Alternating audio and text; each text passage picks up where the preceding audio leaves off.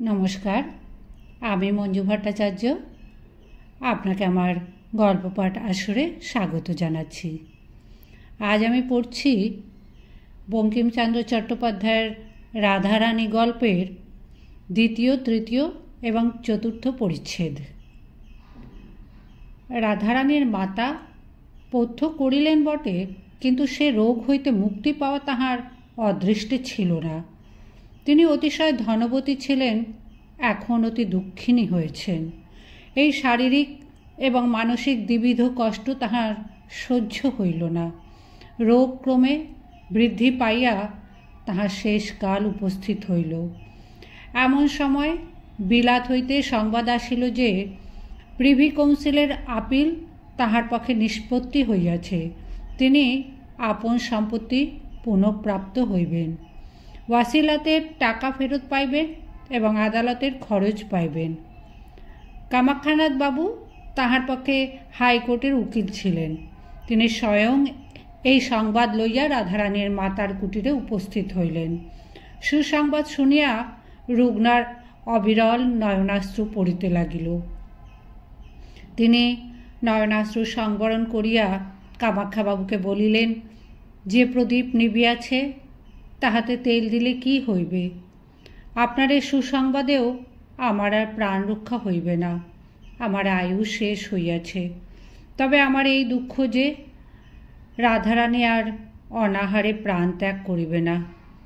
তাই বা কে জানে? সে বালিকা, তাহার এ সম্পত্তি কে রক্ষা করিবে? কেবল আপনি ভরসা। আপনি আমার এই অন্তিমকালে আমাকে একটি ভিক্ষা দিন, না হলে আর কাহার কাছে চাহিব? কামাক্ষাবাবু অতি ভদ্রলোক এবং তিনি রাধারানীর পিতার বন্ধু ছিলেন। রাধারানীর মাতা দুর্দশাগ্রস্ত হইলে তিনি রাধারানীর মাতাকে বলিয়াছিলেন, যতদিন না আপিল নিষ্পত্তি পায় অন্তত ততদিন আপনারা আসে আমার গৃহে অবস্থান করুন। আমি আপনার মাতার মতো আপনাকে রাখিব। রাধারানীর মাতা তাহাতে অস্বীকৃতা হইয়াছিলেন। পরিশেষে কামাক্ষাবাবু কিছু কিছু মাসিক সাহায্য করিতে চাহিলেন। এখনও কিছু হাতে আছে, আবশ্যক হইলে চাহিয়া লইব। এইরূপ মিথ্যা কথা বলিয়া রাধারানীর মাতা সেই সাহায্য গ্রহণে অস্বীকৃতা হইয়াছিলেন। রুক্মিণী কুমারের দান গ্রহণ তাহাদিগের প্রথম ও শেষ দান গ্রহণ। কামাক্ষাবাবু এতদিনে বুঝিতে পারেন নাই যে তাহারা এরূপ দুর্দশাগ্রস্ত হইয়াছেন। দশা দেখিয়া কামাক্ষাবাবু অত্যন্ত কাতর হইলেন। আবার রাধারানীর মাতা যুক্ত করে তাহার কাছে ভিক্ষা চাহিলেন দেখিয়া আরও কাতর হইলেন। বলিলেন, আপনি আজ্ঞা করুন, আমি কি করিব? আপনার যাহা প্রয়োজনীয় আমি তাহাই করিব। রাধারানীর মাতা বলিলেন, আমি চলিলাম। কিন্তু রাধারানী রহিল।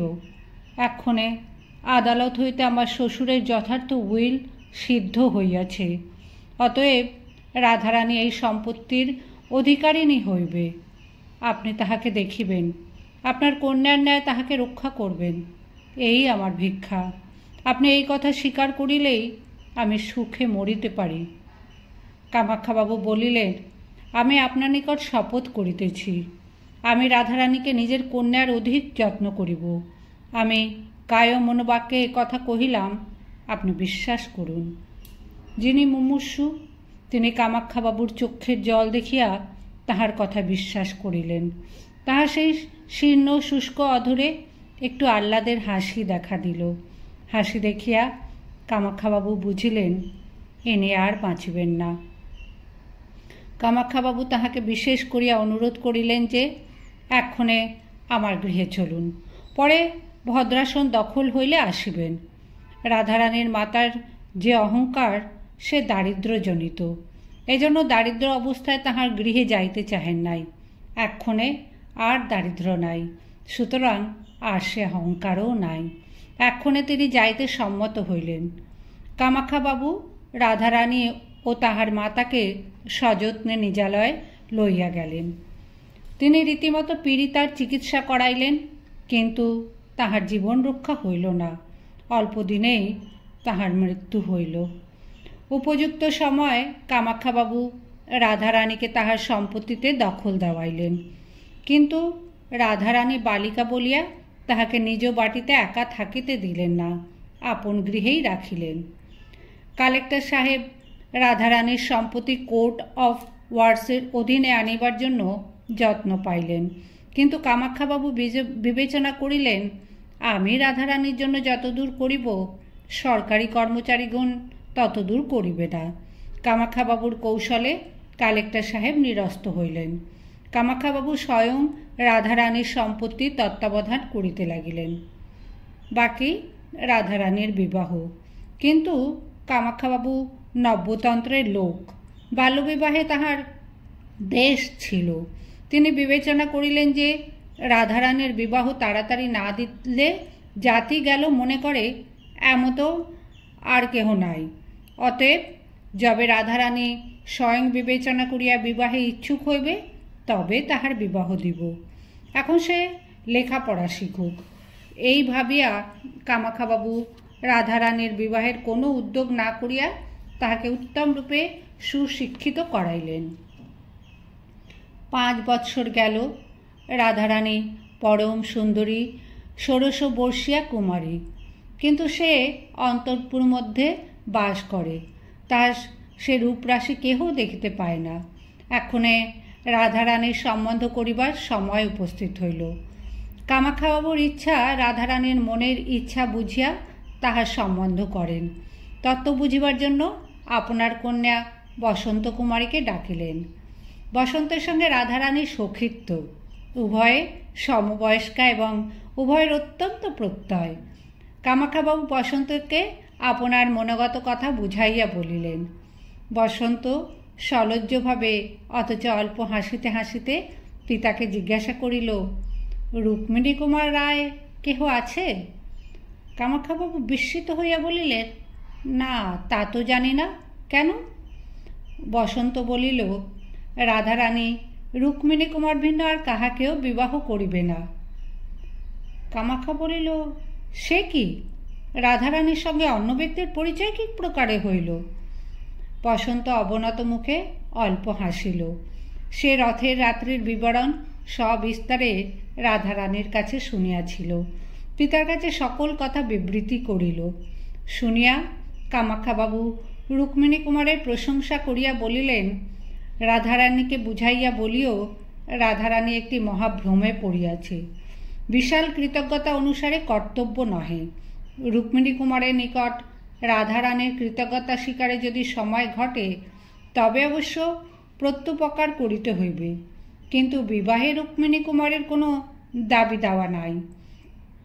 তাহা আবার সে কি জাতি, কত বয়স, তাহা কেহ জানে না। তাহার পরিবার সন্তানাদি থাকিবার সম্ভাবনা, রুক্মিণী কুমারের বিবাহ করিবারই বা সম্ভাবনা কি? বসন্ত বলিল, সম্ভাবনা কিছুই নাই, তাহাও রাধারানী বিলক্ষণ বুঝিয়াছে, কিন্তু সেই রাত্রি অবধি রুক্মিণী কুমারের একটি মানসিক প্রতিমা গড়িয়া আপনার মনে তাহা স্থাপিত করিয়াছে। যেমন দেবতাকে লোকে পূজা করে, রাধারানী সেই প্রতিমা তেমনি করিয়া প্রত্যহ মনে মনে পূজা করে। এই 5 বৎসর রাধারানী আমাদের বাড়ি আসিয়াছে। এই 5 বৎসর এমন দিন যায় নাই যে রাধারানী রুক্মিণী কুমারের কথা আমার সাক্ষাতে একবারও বলে নাই। আর কেহ রাধারানীকে বিবাহ করিলে তাহার স্বামী সুখী হইবে না। কামাখ্যাবাবু মনে ভাবিলেন, ইহা একটি বাতিক, ইহার একটু চিকিৎসা আবশ্যক, কিন্তু প্রথম চিকিৎসা বোধ হয় রুক্মিণী কুমারের সন্ধান করা। কামাখ্যাবাবু রুক্মিণী কুমারের সন্ধানে প্রবৃত্ত হইলেন। স্বয়ং কলিকাতায় তাহার অনুসন্ধান করিতে লাগিলেন। বন্ধুবর্গকেও সেই সন্ধানে নিযুক্ত করিলেন। দেশে দেশে আপনার মক্কেলগণকে পত্র লিখিলেন, প্রতি সংবাদপত্রে বিজ্ঞাপন দিলেন। সে বিজ্ঞাপন এইরূপ: বাবু রুক্মিণী কুমার রায় নিম্ন স্বাক্ষরকারী ব্যক্তির সঙ্গে সাক্ষাৎ করিবেন, বিশেষ প্রয়োজন আছে। ইহাতে রুক্মিণী কুমারের সন্তোষের ব্যতীত অসন্তোষের কারণ উপস্থিত হইবে না, ইত্যাদি। শ্রী ড্যাশ। কিন্তু কিছুতেই রুক্মিণী কুমারের কোনো সন্ধান পাওয়া গেল না। দিন গেল, মাস গেল, বৎসর গেল, তথাপি কই রুক্মিণী কুমার আসিল না? ইহার পর রাধারানীর আর একটি ঘোরতর বিপদ উপস্থিত হইল। কামাখ্যাবাবুর লোকান্তর গতি হইল। রাধারানী ইহাতে অত্যন্ত শোকাতুরা হইলেন। দ্বিতীয়বার পিতৃহীনা হইলেন মনে করিল। কামাখ্যাবাবুর শ্রাদ্ধাদির পর রাধারানী আপন বাটিতে গিয়া বাস করিতে লাগিলেন এবং নিজ সম্পত্তির তত্ত্বাবধান স্বয়ং করিতে লাগিলেন। কামাখ্যাবাবুর বিচক্ষণতা হেতু রাধারানীর সম্পত্তি বিস্তর বাড়িয়াছিল। বিষয় হস্তে লইয়া রাধারানী প্রথমেই 2 লক্ষ মুদ্রা গভর্নমেন্টের নিকট প্রেরণ করিলেন। তৎসঙ্গে এই প্রার্থনা করিলেন যে এই অর্থে তাহার নিজ গ্রামে একটি অনাথ নিবাস স্থাপিত হোক, তাহার নাম হোক রুক্মিণী কুমারের প্রাসাদ। গভর্নমেন্টের কর্মচারীগণ প্রস্তাবিত নাম শুনিয়া কিছু বিস্মিত হইলেন, কিন্তু তাহাতে কে কথা কহিবে। অনাথ নিবাস সংস্থাপিত হইল। রাধারানীর মাতা দরিদ্রাবস্থায় নিজ গ্রাম ত্যাগ করিয়া শ্রীরামপুরে কুটির নির্মাণ করিয়াছিলেন, কেননা যে গ্রামে সে ধনী ছিল সে সহসা দরিদ্র হইলে সে গ্রামে তার বাস করা কষ্টকর হয়। তাহাদিকে নিজ গ্রাম শ্রীরামপুর হইতে কিঞ্চিত দূর, আমরা সে গ্রামকে রাজপুর বলিব। এক্ষণে রাধারানী রাজপুরেই বাস করিতেন। অনাথ নিবাসও রাধারানীর বাড়ির সম্মুখে রাজপুরে সংস্থাপিত হইল। নানা দেশ হইতে দীন দুঃখী অনাথ আসিয়া তথায় বাস করিতে লাগিল। 2-1 বছর পরে একজন ভদ্রলোক সেই অনাথ নিবাসে আসিয়া উপস্থিত হইলেন। তাহার বয়স 35-36 বৎসর। অবস্থা দেখিয়া অতি ধীর গম্ভীর অর্থশালী লোক বোধ হয়। তিনি সেই রুক্মিণী কুমারের প্রাসাদের দ্বারে আসিয়া দাঁড়াইলেন। রক্ষকগণকে জিজ্ঞাসা করিলেন, এ কাহার বাড়ি? তাহারা বলিল, এ কাহারও বাড়ি নহে, এ স্থানে দুঃখী অনাথ লোক থাকে, ইহাকে রুক্মিণী কুমারের প্রাসাদ বলে। আগন্তুক বলিল, আমি ইহার ভেতরে গিয়া দেখিতে পারি? রক্ষকগণ বলিল, দিন দুঃখী লোকেও ইহার ভেতর অনায়াসে যাইতেছে, আপনাকে নিষেধ কি? দর্শক ভেতরে গিয়া সব দেখিয়া প্রত্যাবর্তন করিলেন। বলিলেন, বন্দোবস্ত দেখিয়া আমার বড় আহ্লাদ হইয়াছে। কে এই অন্নশস্ত্র দিয়াছেন? রুক্মিণী কুমার কি তাহার নাম? রক্ষকেরা বলিল, একজন স্ত্রীলোক এই অন্নশস্ত্র দিয়াছেন। দর্শক জিজ্ঞাসা করিলেন, তবে ইহাকে রুক্মিণী কুমারের প্রাসাদ বলে কেন?